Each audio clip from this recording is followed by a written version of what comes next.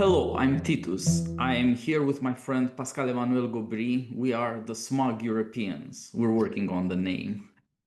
We're looking to do a podcast on culture. I've worked a lot as a film critic, as a lecturer in colleges, and I found that this is the thing that really sends, especially young men's hearts beating. They care about movies.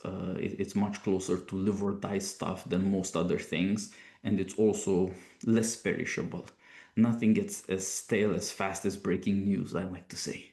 So we're going to try to do something a little more memorable and to some extent something about what marked us growing up. What is the romance and the manliness in the culture that you grew up with? We'll be talking about that. But first, Pascal, please introduce yourself to our audience and let's talk about why we're even doing this in the first place. Yeah. So first of all, if you're watching this and you don't already know who I am, go away, leave. Don't subscribe. I am, of course, a notorious internet niche micro celebrity with dozens of followers on social media. Um, and I know better than you about everything. And so culture is one of those things that I know more about than most people.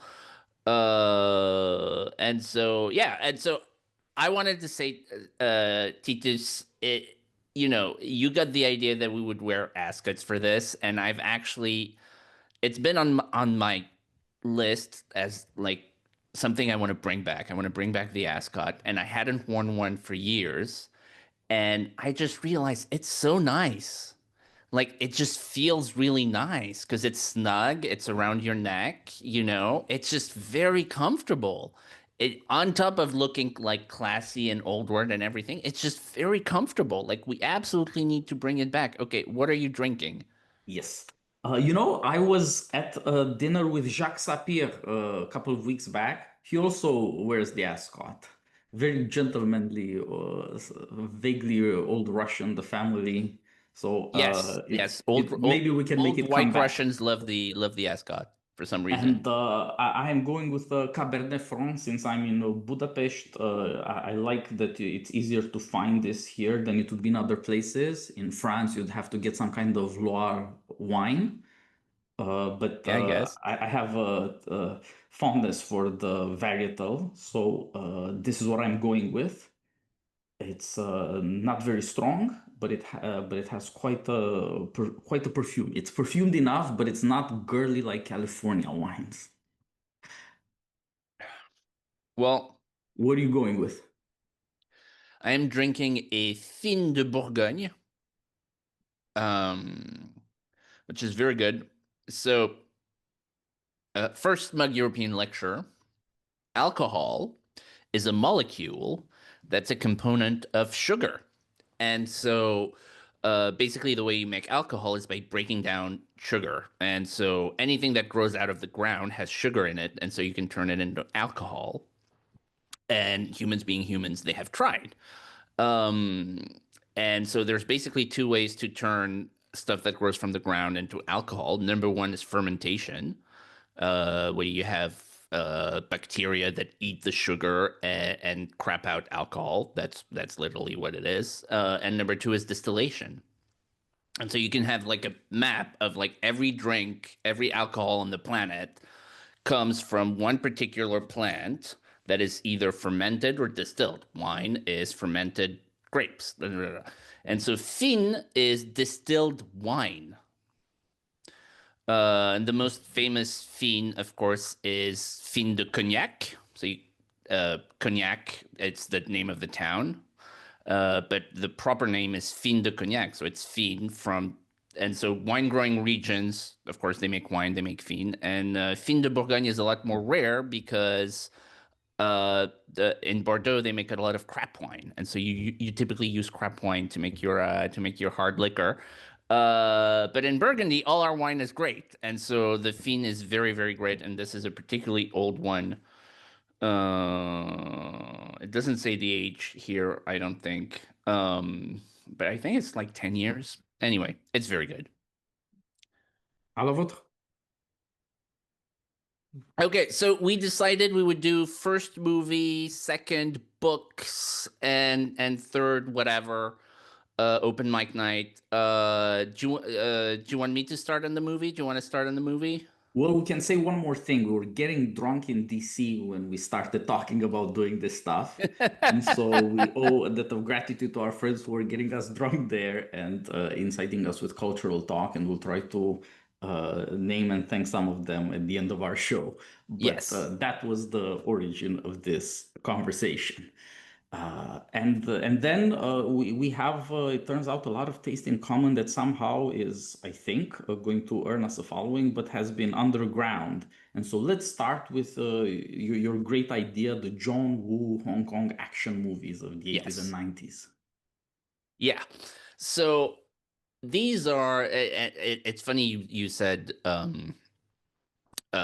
movies that we loved as kids because it's a totally 90s thing, 90s kid thing. I mean, they were filmed in the 80s, and they were basically like Woo's ticket to Hollywood in the 90s, and then he made Broken Arrow, which is underrated, but then especially Face Off, which is a classic, and Mission Impossible 2, and then he sort of tapered off. But he pioneered a million you know, techniques or tricks or styles or gimmicks of action cinema that now are such a part of the grammar that we don't even think of it as particularly John Woo, such as slow motion and, guns akimbo Yeah. and famously doves flying in the background in slow motion. That's because John Woo is Christian. Really? That's why there's those. Oh, really? Well, and so Um, and Yeah. those movies, I mean, those, so there's a series of, you have four movies. You have A Better Tomorrow, which was like his breakout, A Better Tomorrow 2, which was crazy, Hard Boiled, which is my least favorite, and The Killer, which is the most famous one. And all of them star Chow Yun-fat, who is like the Asian Alain Delon, the Asian uh Cary Grant, whoever, I guess. Brad Pitt. He's like the most charismatic man in Asia. Like it's like they had enough juice for like one charismatic man. They had enough juice for like 50 charismatic guys, but they decided to put it all in one guy. And like that's Chow Yun-fat, who's incredibly charismatic and just like an incredibly talented actor. He was the leading man in Crouching Tiger, Hidden Dragon. That's his most famous Hollywood Yep. movie. So the reason why all those movies are great is, first of all, it's like 80s all out violence, all of this, balletic opera style, sort of slow motion, jumping over things, sliding on the floor, sliding down banisters, and so on and so forth. Um, it's just, they're really cool and funny action movies with like, it's 80s. The music is amazing. You can find a lot of it on YouTube. Really, really good soundtrack. But there's another thing, like thinking back on them, they're very, very Asian in terms of the story. So the themes are not at all the themes of American movies. They're themes that have to do with honor.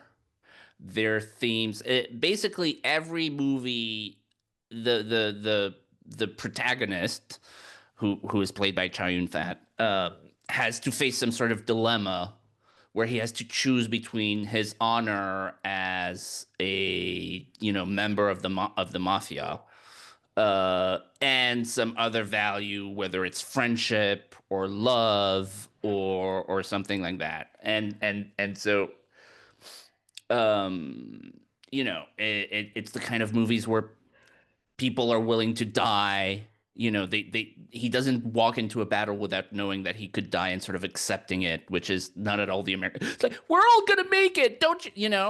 You have to leave me, Johnny. No, we're all gonna make it. It's like, no, in real life, not everybody makes it, actually. Yes. and the sort of honor, I don't want to say samurai because it's Chinese and not Japanese, and that would be a racism to sort of conflate the two. I would never do that. But it's that kind of, I don't know what the Chinese word for samurai is. Of course but it's that kind of idea. It's like yes, like I'm willing to die. I probably will die. And that's okay because what matters is that I followed this code of honor. So yeah, so anybody who's watching who hasn't seen those movies, back then I had to like get them on secondhand VHS. You can Yep. probably get it very easily in ways legal and not. Uh, um, don't do piracy, kids. I actually watched one of them was on YouTube actually for a time. Yeah. Better Tomorrow 1 or 2. And Better Tomorrow 2 is so The Killer is the best just overall, but Better Tomorrow 2 is sort of like my secret favorite because it's so over the top. Because like the first one is a huge hit, and they gave John Woo like a bunch of money, and he's John Woo. So if you give John Woo a bunch of money, he's gonna use it. And in, like basically the last 30 minutes of this movie is like a nonstop shootout in like this giant mansion, which is the bad guy's mansion, and like the protagonist shows up like on his own with his two friends, and like it's just like nonstop killing and shooting for 30 minutes and like throwing grenades everywhere, you will catch it's been so influential. So, for example, the famous scene in The Matrix where he pulls out his umbrella and he's got like a million guns underneath. That's from A Better Tomorrow too. That's how he shows up at like the bad guy's place and starts shooting everybody. Anyway, brilliant movies. If you're male and you haven't seen them, you have to see them. You will love them. You may not get as much from them as like a 14-year-old version of you would. But you'll still enjoy them because they're fundamentally great movie. Anyway, that's my pitch. Yeah, I subscribe to all of that. I think, like you, I thought there are some strong disagreements with both the French and the American action movies that John Woo loved. That clearly all of these guys in Hong Kong were watching all the time and trying to replicate. Everybody's trying to be Alain Delon in The Samurai. Everybody's trying to be as tough as these, Clint Eastwood or Charles Bronson or something like that. Or I guess especially Clint Eastwood's a man with no name guy. But there are some differences, and as you're saying, action movies in America are strangely squeamish Yes. about a guy can't die. But then there's the other side of it. A lot of action movies, especially the 80s, but also the 70s, these are movies about downward mobility. Action hero guy played by Schwarzenegger, or maybe it's Stallone, usually is downwardly mobile.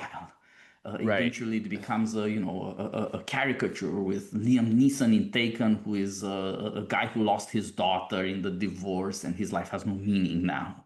But which, yeah, I mean, divorce brutal. It really ruins man. But there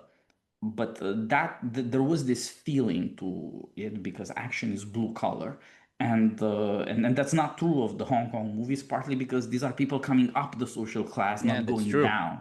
You're in the Yeah. same place, but it feels like you're rising, just like you're John Right. Woo. You're Hong Kong in the finally 80s getting is a sort of chance like to do this. exploding into like the financial center of Asia when, 20 years ago it was like a fishing village with like poor refugees from communist China. Exactly. That's a very good point. Yeah, and like there's a glamour.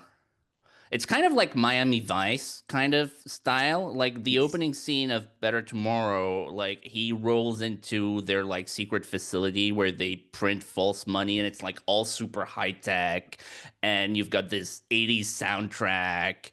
And like, he grabs like a thousand whatever yen bill and like lights it on fire to light his cigar and This like is exactly yeah. 80s cocaine cinema, right? Yes. It's not at all like oh, I'm just an everyman schlub and like, somebody kidnapped my daughter and I'm gonna go kill him. I mean, that's great. That's great too. Like that's very American. It's like the everyman, the mythos of America, where like inside the average guy down the street, there's a Navy SEAL waiting to come out. If you mess with him, he's the nicest guy in the world, but if you mess with him, he's gonna. Especially the kid, like you do anything for your kid, right? So then you can imagine going nuclear. Yeah, You give yourself permission, as they and say. in 1944, they proved that was true. Is it still true today with the BMI of like 30? I don't know. Yeah, one wonders. But there's this odd quality to the movies because they these protagonists are not fathers, they're not husbands. They're in a way young men. So that's why when you're Yeah, they're young, it samurai. immediately feels like that. You're 14 or 18 for that matter. You want to be part of that much more impressive and dangerous world. But it's also a remarkable fit for now, 40 years on. We have much more of that world, far less of marriage. And it's worth wondering. You go through these cultural artifacts, these beautiful movies, which ones fit best. And it tends to be the ones that don't assume society is going to be basically middle class and stable. And suddenly, it is like in that movie, not because we're also beautiful, but because there's a lot of unmarried people out there. Usually, when there are so many young unmarried men, we get a major war. There's Yeah, just one of those sociological facts, you could say. It's just life. Always has been this way. Now, obviously, it's not happening right now. Maybe it won't happen, but it's not going to be nice. So it would be good to get in touch with at least a beautiful vision of what is it like when young or middle-aged men go through this strange new society where maybe you can think of like I'll die for my friends. You don't really have other close yeah, things that could move you. And so yeah. honor and manliness are getting a new interest that just wasn't there when everybody was trying to flip houses in 2005. Right. So I thought it was very timely that you suggested this because I know. there's a lot I'm of very hope and clever. beauty in these movies, but there's also a lot of blow-ups, explosions, betrayals, shootouts. It has the exact pathos, the exact emotional quality of Twitter, right? This is what life on X is like. No, but it's funny to compare them to John Wick, which Stahelski, I mean, he's a former stunt guy. He's a guy who has clearly seen every single John Woo Yes. movie 20 times. Like Yep. he's deeply influenced by like all this genre action cinema and the way that Tarantino was, right? He's Yep. clearly the same kind of nerd who like watched like a million of those movies. Um, and I love the John Wick movies. Like I'm also that nerd, and so they're technically amazing in a million ways that I could nerd out and describe for 3 hours. But it's like it's a joke. It's like, oh, why is John Wick killing all these people? Because they shot his dog. It's like ha ha ha, and it's a kind of meta commentary on the film itself, which is it exists only for itself as a kind of set piece. It has no motivation beyond itself, beyond being like an excellent action movie, and in some way that's honest, right? It's not pretending to be serious. Yeah. So in that sense, it's honest, but it's still a striking contrast to a movie like The Killer, which is about so the protagonist is like a professional assassin, and he accidentally blinds a woman committing a hit, and so he protects her, and like it's a powerful movie. It's a powerful movie. Emotionally, it's a powerful movie, and the relationship between him and her is there's obviously like a romantic element and a sexual there's sexual tension. She's a very attractive woman, obviously, but there's also like a paternal aspect to the way he protects her. It he's got his friend who's a cop who he's not supposed to help him, but he does. It you know it it's easy to laugh at the it's easy to not take these movies seriously because ultimately they are bang bang shoot shoot action movie, but they can be like emotionally affecting and sort of stay with you in a way that John Wick never will. Like I've watched every single John Wick movie several times. I would because I watch they're my favorite airplane movies. They're best airplane movies. And so I two movies I watch on airplane a lot, and I'm on a lot of airplanes because I'm between France and the US, is John Wick and Lord of the Rings.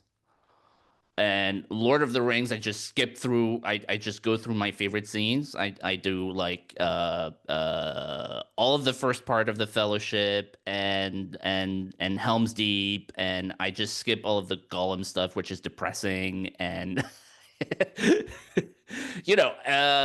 it's really fun. So um, they're amazing movies, but like, have I taken anything? Talking about John Wick again, have I taken anything from them emotionally? Am I feeling like moved? If I think back to The Killer, I get a little emotional. If I think back to John Wick, I'm like, yeah, that was really good, but I don't get emotional at all. Yeah, I think you're right. There's something about John Wick is somewhere between the music video and the computer game aesthetically. It's very achieved, but some, like they have Russian enemies, they have a mythology, they have all of these things that work in an ordinary computer game. He gets in trouble with Russians over how cool his muscle car is. We have this kind of 70s nostalgia or 60s nostalgia, like Gran Torino, but at least in Gran Torino it was done better. That's Yeah. again emotionally powerful. But I mean, there's a funny thing about John Wick, which is that there's criminals of every race except black, and I mean that's sorry to be that guy. But the one black criminal is from Right. Africa. It's for people who are politically correct, even in their revenge fantasies. I mean, there is a thing about like all the contrived ways that Hollywood will. So I'm watching this I mean, I'm not watching. I occasionally watch this dumb procedural show, Person of Interest, which is like a show from the 2000s with Jim Caviezel. Jesus. Nolan's brother knows his kid brother made that. Oh, really? Yeah. Yeah. And like it's in New York and they're always fighting crime. There are no black criminals. And there's an episode where like they go into the projects where it's like a huge, like it's the projects in the Bronx. And it's this huge complex that is filled with crackheads and junkies and like held by organized crime, which controls this area. Do you want to guess the race?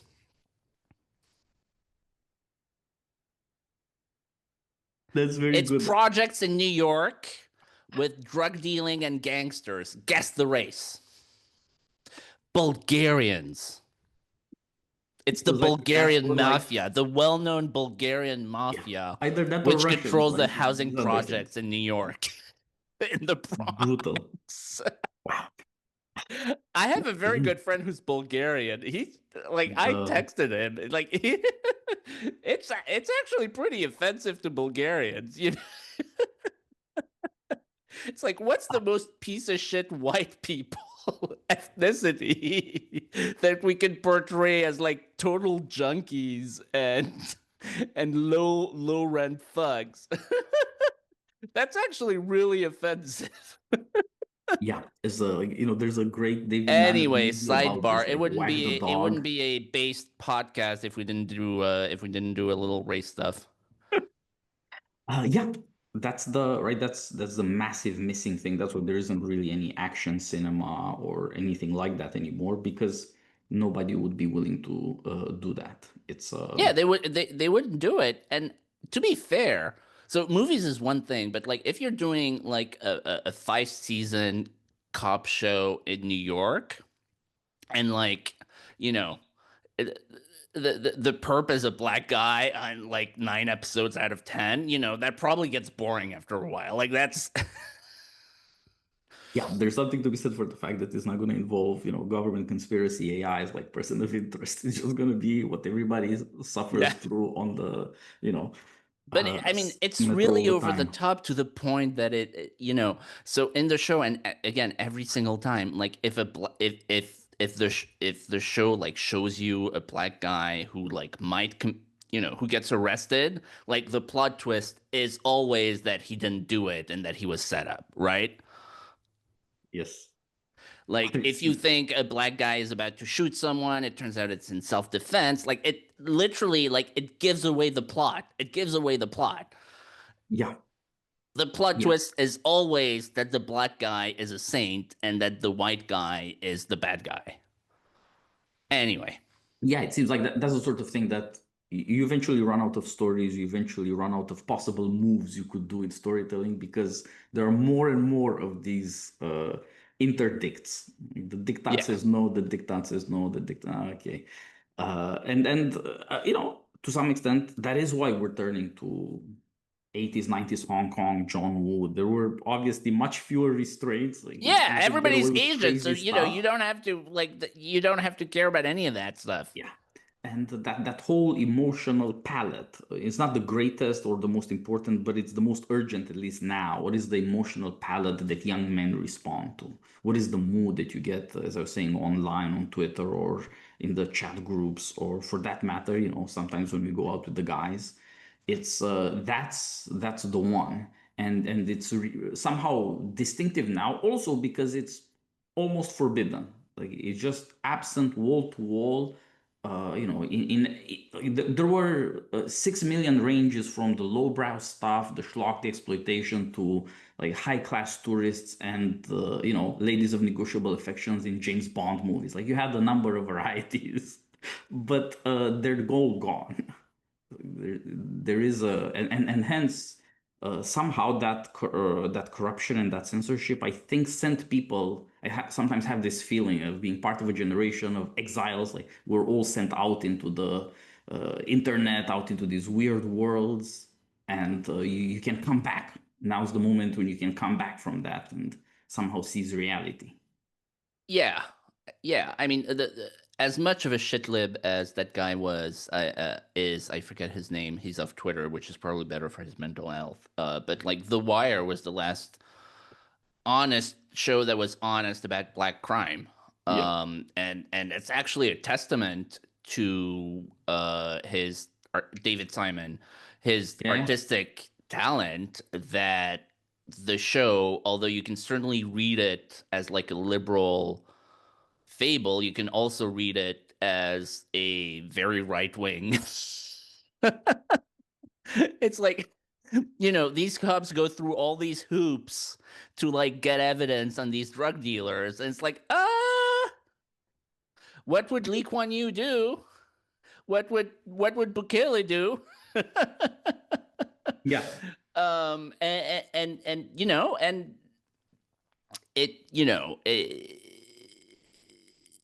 it's So maybe not. that's the lesson behind this, that there's somehow storytelling or drama turned into dramas of liberal impotence.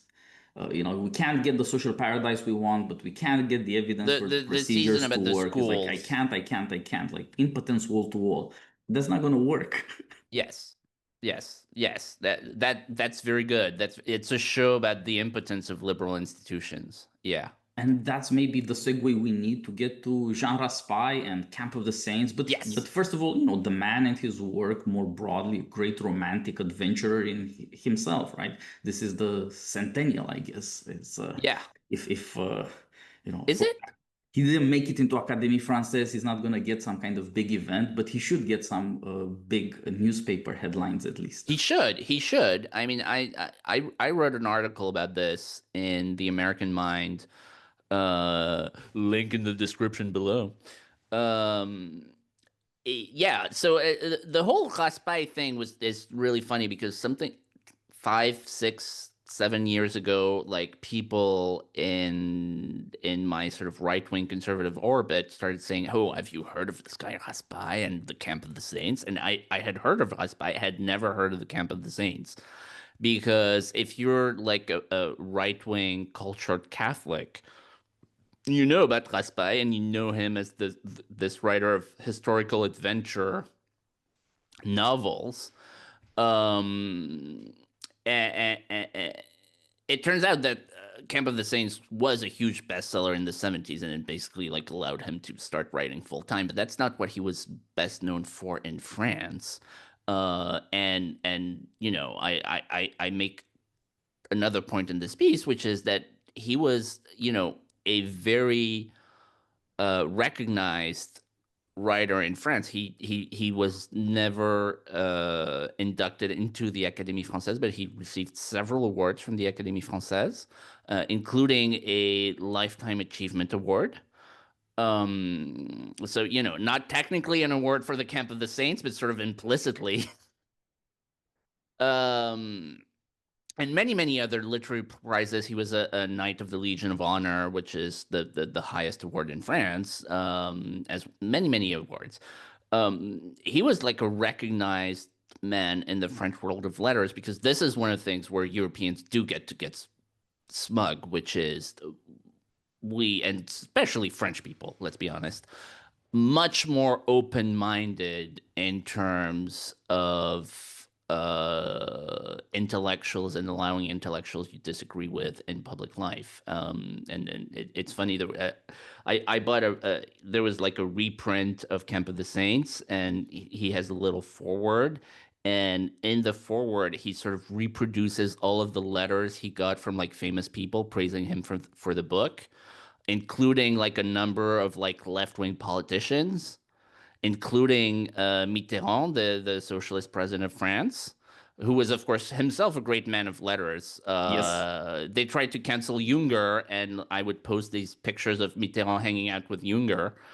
Um, uh, and praising, saying him, saying, "Look, I don't agree with your politics, but it's a great book. It's, you know, it's certainly an important topic. Blah blah blah." Um, and of course, Raspail himself was a man of adventure. He started out as a travel writer. The story goes that he wrote this novel as like an 18-year-old kid, and he showed and he somebody in his family introduced him to some famous writer, and he showed it to him, and this guy said, "Look, you know, you're a good writer, but you don't have enough life experience to be a novelist." And so he just went out to adventure around the world to gain the life experience. And so he did, his first big book was he sailed down basically the trip, the route that the earliest French explorers of North America took from the St. Laurent down the Great Lakes and then down the Mississippi to New Orleans, right? That's why New And France is he did this it at big arc. 17, Yes, or 18 or 19 or something something like like this. that. Yes, yes. Great, In a kayak, like all by himself. And he wrote a book about that, and that was like his first big book. And so he was lifelong an explorer. Um, he was also, this is very funny for like people, it's a racist. He was an anthropologist. yes. He had a tremendous affection for Native American culture in particular. And this is like a French trad trade, because this is true. The French were much less racist than the English, and so during the various wars between the French and the English in North America, the Indians tended to side more with the French. And there's this whole sort of like dances with wolves romanticism about Indians in like French, sort of French trad culture. Um, Also, he did anthropology in South America and other places. Um, and he was a lifelong advocate for native tribes, and like, don't, you know, This is sort of passe now, but like in the 80s, it was like a huge thing. Logging companies in Brazil are like destroying the habitat of this. And like, I don't know who's right, I don't know who's wrong, but like he was on the side of natives. Yeah, And he was, you know, this is the point. Like, he was against replacing every ethnicity. He was against all replacements. And I write in the piece, to my mind, his best book is this book called The Kingdoms of Borea, which is this book that takes place over 500 years about this fictional kingdom in the north of Europe, in which, like the very, very far north, like northern Finland, basically. It's never quite clear what it is, but that's basically that. Um, where there lives the little man with the skin color of bark, which is like a native non-European tribe. And as European civilization sort of advances and bites into the land against over hundreds of years, um, the little man with the skin color of bark gets replaced, gets genocided, not deliberately, mostly, but his habitat gets destroyed and his civilization gets destroyed. His livelihood gets destroyed, and it's a sort of tour de force of, because the narrator, and there's a plot twist about who the narrator is, sort of looks for historical evidence of the little man, and it takes him to all sorts of places. And so there are parts about the South and the Civil War. There's parts, and so on and so forth. And basically, the book is a denunciation of all genocide. So there are horrible scenes about the genocide of Baltic Germans by Stalin in 1945, which is a real genocide that happened. yeah, Stalin systematically exterminated the Germans, and he specifically selected Caucasian and Central Asian troops that he knew were particularly cruel, and to destroy that population. And they raped girls as young as 8. I mean, all the atrocities you can imagine, which is a real thing that happened, and there is no memorial for it. And yeah, it's bad, and murdering children is bad, even if their Führer was an evil man, or they happen to be white, or whatever. That's the whole point of the book. It's like, it doesn't matter. It's bad when it happens to black people. It's bad when it happens to white people. It's bad when it happens to yellow people. And it's bad even if you can't leverage it politically, right? That's the thing. The Holocaust, which was very, very bad and really horrible, and actually happened, by the way, in case anybody's wondering. But like, the reason you hear so much about the Holocaust today in 2025 is because it's politically convenient for some people, most of whom are not Jews, by the way. Right? It's not the Jews. It's elite white people using that. Um, but it's because it's politically convenient. It's not because of how horrible it was vis-a-vis, the Great Leap Forward, or name your atrocity, right? And yeah, his point is, it doesn't matter if it's politically convenient or inconvenient, it's still bad. So anyway, he was a great man. His other great um, thing in life, he was the king of Patagonia. So Patagonia is like the tip of South America, which is basically a desert, and he decided that it was like his independent kingdom. And he had like a group of followers, and like he would like play cat and mouse with the Argentinian Navy. Like, he would mount expeditions where like he would go to this island and like plant the flag literally, and like take pictures and like run away right as the Argentinian Navy arrived. And like, again, it's an island in the south of it. They don't have a permanent presence there, so like he would come back the next year. Um So So he was a great man and a great writer. the adventurous guy had this romance of the past, and he confronted this issue that all human things must pass, and especially modernity shows you this a particular callousness, a particular kind of rationalism that ends in totalitarianism. Everybody could be a slave to tyranny because everybody is endlessly replaceable, and that's what he was against, and hence this Yes. attempt to find out, what is left of Native American, these Indian Yes. tribes, what is left of these tribes in Europe, and Yes. then even this idea, maybe at the edge of the world in Patagonia, a man can be free. Maybe there's Yes. one place left. And obviously that's fanciful, but that was the point, that he forced people, and since he was so talented and he got some lucky breaks, he could have a large audience of people who, cheers, of people who could say, I'm not making political points here, I'm not taking sides in any conflict, but when I read his prose, it speaks to me, and I acknowledge that there is something tragic in the human condition, and you can't blame somebody for it, and it's not at all clear that there's anything you're going to do about it.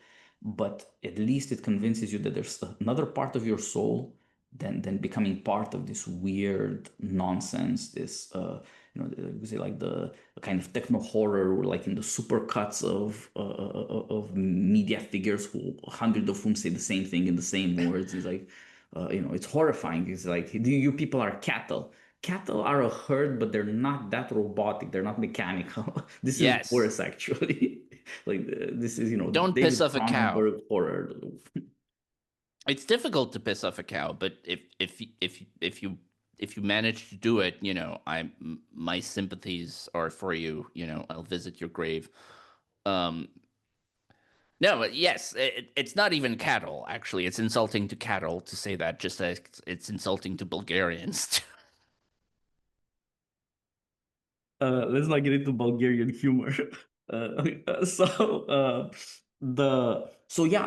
and now thanks to a number of our friends, the Camp of Saints has had Yes, let's a shout new out. translation into English. Vauban Books is doing this. Ethan Yes, the Rondell, great Louise Ethan Betty, Rundle.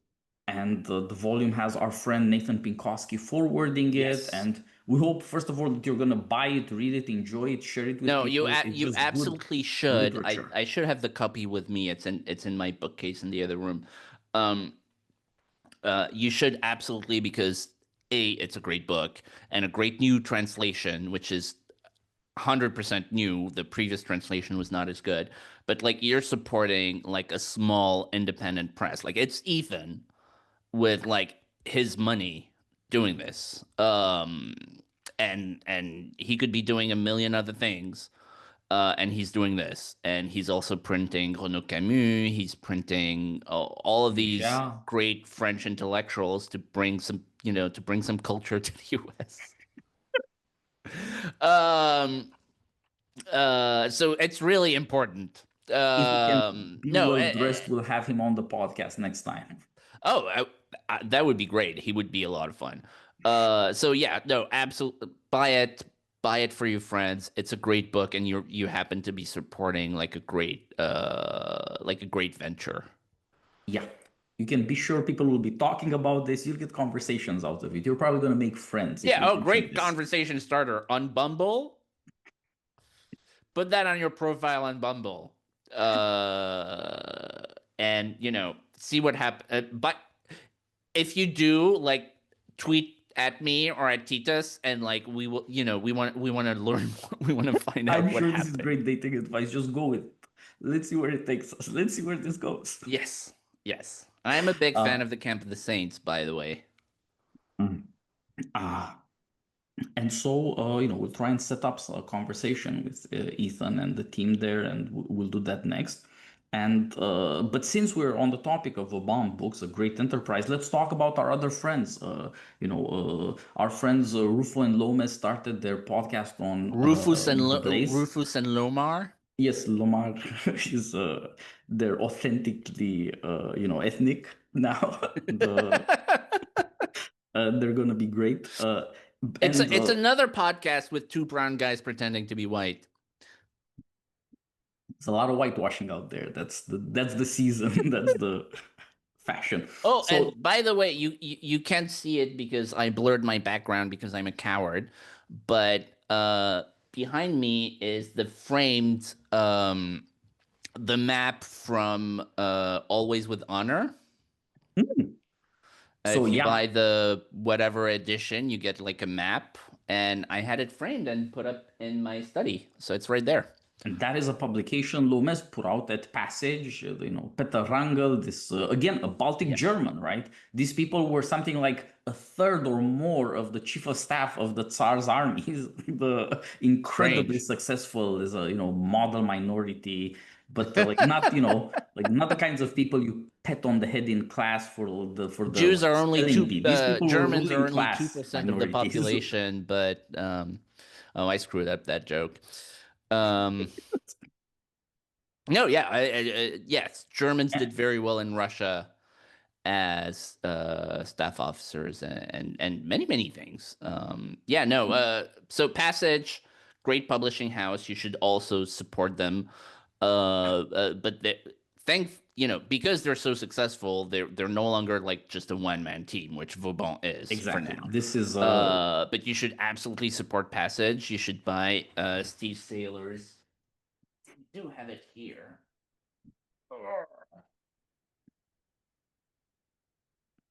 I also The fan of Steve. I patrician got the big edition. edition as well. This is great. Ooh. No, joking aside, like the quality of the paper and everything is amazing, which is good because I love the idea of passing books on to the next generation. My in-laws they're moving house, they're moving into a smaller place, and so they were like, well, go into our library, go into and just take stuff. Because we will have a smaller place for books. And I did. And they're very educated, very wonderful people. They have amazing stuff on history and so on and so forth. I took like 4 boxes. Um, you know, Books should be something you should it should be in the back of your mind. Oh, I may pass this on to my children or my grandchildren. So the fact that a book is like beautifully made, that the physical object itself is of high quality is a consideration on top of just like, showing off. Although Yeah, that matters exactly. too. Like books for your kids, books for your conspiracy of friends. These are top line issues. Don't be neglectful of this stuff. You know, if And if you like don't this have is the friends, probably fancy that's edition, why. but like the Passage guys care about the build of all of their books. I didn't buy the fancy edition for everyone, and they don't all have one, but like even the standard books are like very well made as physical objects. And again, like it's noteworthy, I think.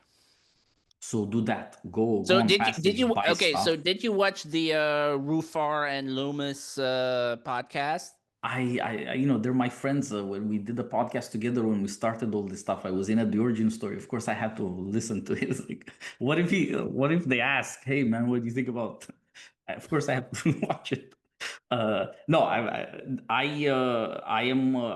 encouraged Lomas for a long time to be more daring and more outspoken. He had these sorts of, you know, like, what is the big secret of the Lomas doxing? It's that in the America of the 2020s, if you're handsome, athletic, you have a good marriage, great wife and kids, you're super smart, educated, charismatic, people love you, you can't be college president, much less the country's president. You can just be, a teacher somewhere in California. Right? That's the dogs. That's the horror.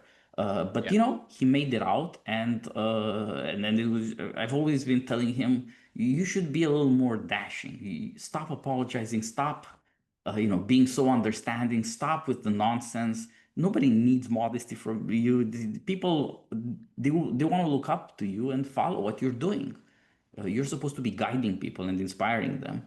And He's got so that I'm all for California this. thing. He's doing it. He's got that California thing with the accent and the sort of Yeah, he's got an easygoing exactly. vibe, Effortlessly charming. like Rufo, by the The way. country They loves both have that. this I like mean, super it's good for California everybody. accent, super West Coast.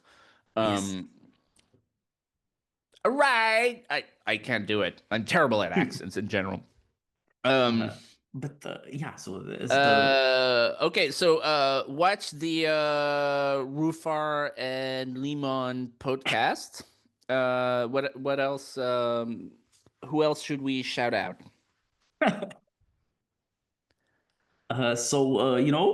we're probably among the few people who believe there's still a right-wing movement, so there will be a NatCon next year, and a lot of people who have been saying horrible things about each other are going to have to deal Will with Nick it. Fuentes be speaking?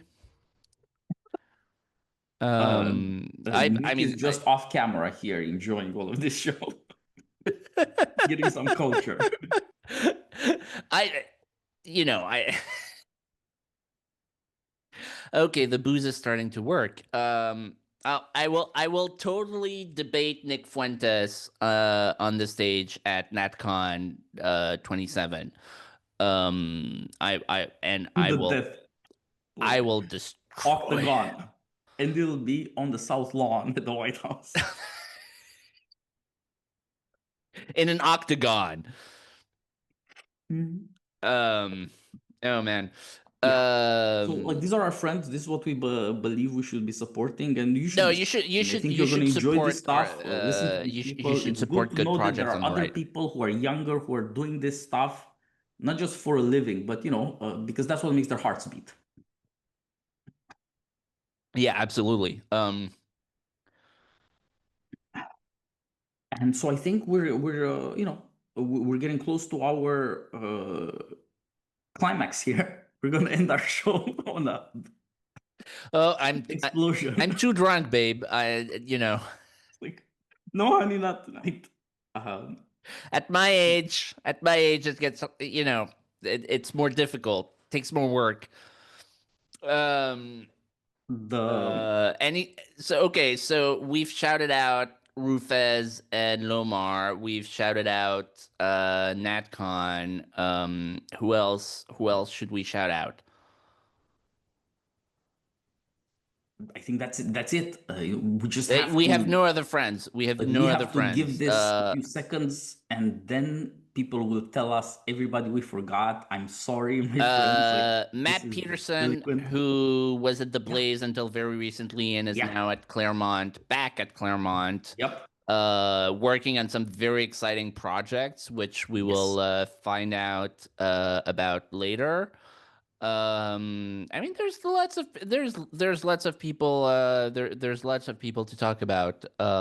Yeah, we'll just take notes and figure out, go conversation by conversation and get a few more people in, and then George just Alexopoulos,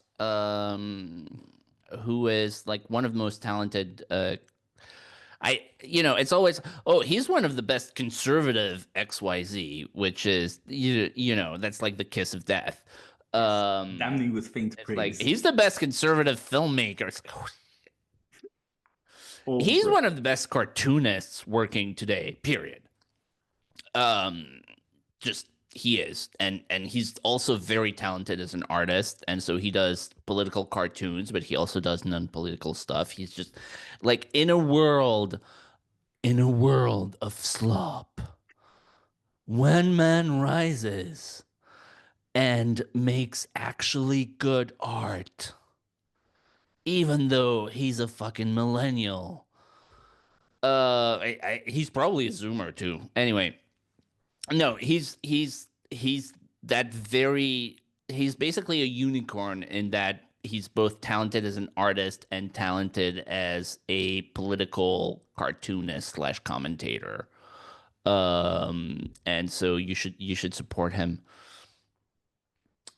Very good. Just tell us where we're gonna find his stuff. On I asked him actually because I wanted to pump him on his newsletter, and he said just X. So his X is G Prime something. Uh, We'll just put it in the show I will notes. type this live because it's we prepared extensively. G Prime 85. So it's George Alexopoulos. He's got an Etsy store for if you want to get prints, and he's got a Patreon, of course. Um, yeah, no, I mean, the art is great. Like, and I don't often say that. I'm an asshole when it comes to art, like visual art. Yes, Um, of course. and I mean, I'm an asshole when it comes to everything, but particularly when it comes to visual art. And he's just genuinely talented. And I say that as somebody who hates like young people on the internet being like, "Oh, look at my comic! Look at my ooh, it's got fights. It's got it's got a will they won't they romance. It's got a male protagonist who's shy." But a suspiciously hot nerdy girl will pull him out of his shell. Oh wow! Look at my comic, guys. Just Uh, like in I San I I. Francisco, okay? I hate online cartoonists. I would gladly send them all to camps. But and so as somebody like that, I'm telling you that our man George is really freaking talented, and you should give him $1 or two. Here's to George, and yeah, support these guys. They need more attention, and they just need somebody to say, he's the guy I really like. I trust Pascal. I'm going with this. I'm going to be very interested in this stuff. Thank you. No worries. One last thought. Our common friend Lady Astor is doing salons Oh north and yes, south in America, and she'll be doing them in Europe in 2026. Love the lady. There's not a lot of places where you can show she's up she's a and great poster. She's a very nice lady. I met her yes, at the same event where you and I got very drunk. Um, No, she's great. Good to hear you can talk about this project publicly. I'm not sure exactly what it is, but it's definitely like in the event space and like bringing together like-minded people, um, in aesthetically beautiful ways. yeah. That's very If good. you're bored of boring people, you should go to one of her salons wherever you can. It's going to be exciting. You're going to meet interesting people. And they're probably some of our mutuals, a lot of them. You're going to run into people you may have heard of or even know. And so it also has this lingering effect. It's not one and done. And that's one of the things that we just don't have that anymore for the worst reasons. Somebody should just be paying some hot lady in each major city to be doing salons monthly, but This was a key part of apparently, French culture. so this lady Yeah, is no, doing it, absolutely. and exactly. I mean, this is the thing. Like, right-wing people are just more interesting and engaging than libs. Libs, they're all the same, first of all. Yeah, again, it's And horror. Like they did something to people. They used to be in flesh, now they're robotic. Not great. it's very weird. They're all the same. They're all the same. They all say the same things. Like, we can never agree on it. It's very French. We can never agree on anything. We're always fighting amongst each other, which is why we can't win against our enemies.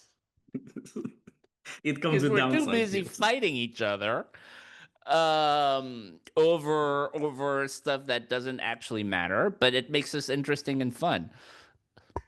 Yeah.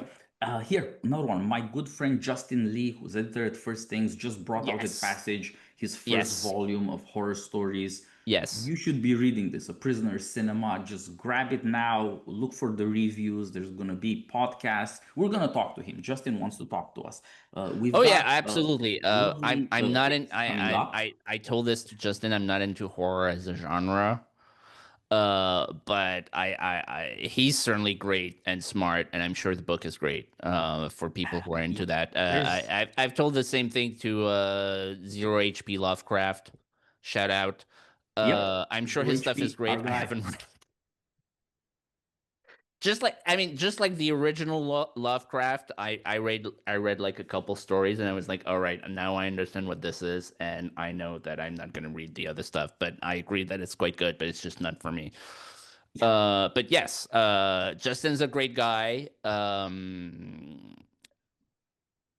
And if Passage is publishing his book, it must be good. Yeah.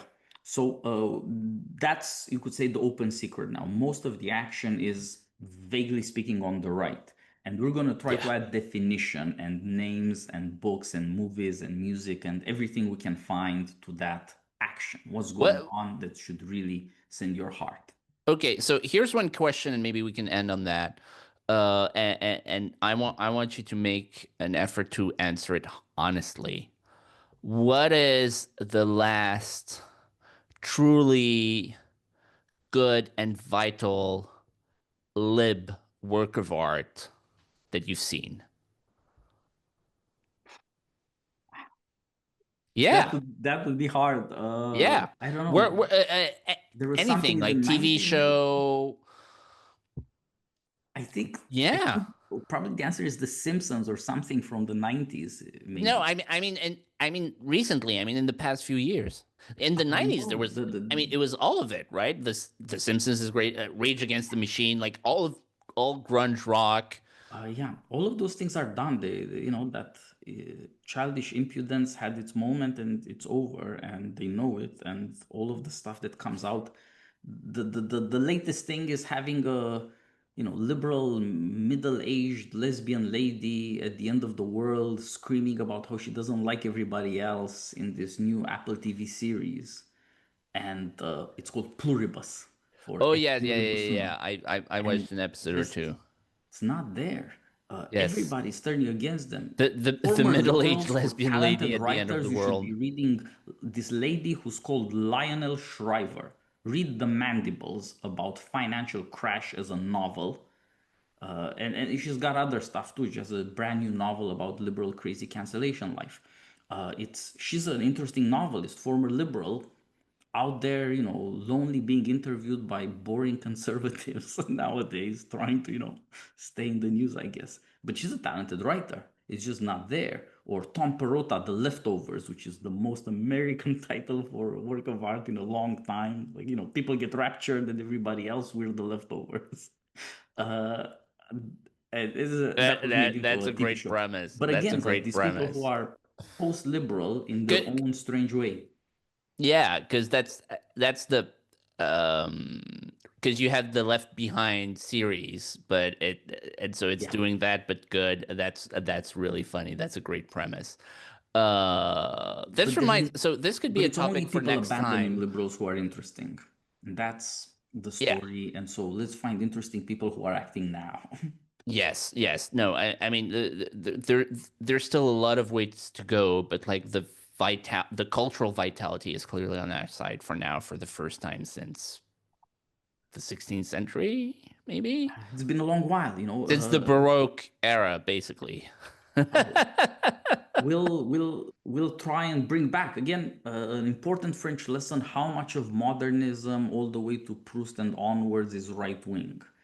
You know, my after Proust, my favorite French novelist is actually Henri de Monterland, who is crazy reactionary, fought bulls, was like manlier than All of them. Hemingway and better educated. You know, All of the great French writers of the 19th century, except for Victor Hugo, yes, are some species of right wing.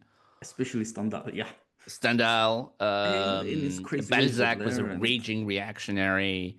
Flaubert, and his so there's magnificent magnificent quote, which is what the socialist wants is to have all of humanity turned into a cow, happily sitting in its excrement and chewing and looking this stuff. at the fields.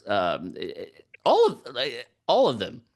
So there's a Proust, secret genealogy to this. Baudelaire, who has been captured by the left because he had a famous he had a trial where they tried to censor his works, Yeah. and so the left has sort of claimed him because like he writes about sex and stuff and like and doing drugs, and it's like, ooh, he must be a leftist. It's like Not really, no. no.